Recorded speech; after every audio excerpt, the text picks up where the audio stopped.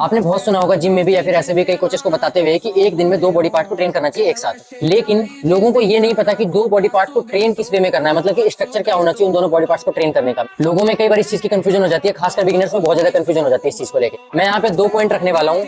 उन दोनों पॉइंट्स को आप अगर आप ढंग से समझ लोगे आपको पता चल जाएगा कि आपको अपने वर्कआउट का स्ट्रक्चर किस हिसाब से रखना है अगर आप दो बॉडी पार्ट्स को एक साथ ट्रेन कर रहे हो एक दिन। सबसे पहले तो आपको ये देखना है कि आप जो बॉडी पार्ट ट्रेन कर रहे हो उन दोनों में से आपका वीक बॉडी पार्ट कौन सा है। मैं अपना पर्सनल बताता हूँ, जैसे कि मेरा ना कल चेस्ट और शोल्डर का वर्कआउट था, तो मेरी चेस्ट थोड़ी वीक मसल है। तो मैंने क्या किया, मैंने सबसे पहले अपना वर्कआउट चेस्ट के एक्सरसाइज से ही शुरू करा, क्योंकि जिम में घुसते ही मेरी एनर्जी फुल ऑन होती है। और सबसे पहले अगर मैं अपना चेस्ट का वर्कआउट सबसे पहले करूंगा तो उसमें मैं अपना 100% दे सकूंगा और ज्यादा ग्रोथ ले सकता हूं। और एक ही मसल की सारी एक्सरसाइज एक साथ नहीं करनी है, पहले चेस्ट की करिए, उसके बाद एक शोल्डर की करो, फिर एक चेस्ट की करो, फिर एक शोल्डर की करो, ऐसे। और दूसरे पॉइंट पे पहला पॉइंट बिल्कुल भी लागू नहीं होता। मान लो आप कोई ऐसा दो मसल एक साथ ट्रेन कर रहे हो जो कि एक छोटा मसल है और एक बड़ा मसल है, जैसे कि बैक और बाइसेप्स को ले सकते हैं हम। अगर आप बैक के साथ बाइसेप्स कर रहे हो और एक बार के लिए अगर आपकी बाइसेप्स वीक भी है तो भी आपको बाइसेप्स की वर्कआउट पहले नहीं करनी है, आपको बैक के वर्कआउट से ही शुरू करना है अपना वर्कआउट। क्योंकि बाइसेप्स अगर वीक मसल भी है तो उसको एक अच्छे वे में ट्रेन करोगे तो वो ग्रो हो जाएगा। लेकिन आपको ऐसा नहीं है कि बैक और बाइसेप्स कर रहे हो तो पहले आपको बाइसेप्स से शुरू करना है, ऐसा बिल्कुल भी नहीं करना है। तो हमेशा ध्यान रखना कि अगर दो मसल ऐसे हैं जो कि एक छोटा मसल और एक बड़ा मसल है, और अगर छोटा मसल वीक भी है फिर भी आपको हमेशा अपना वर्कआउट बड़े मसल के साथ ही शुरू करना है। और हाँ, मेहनत करते रहना है।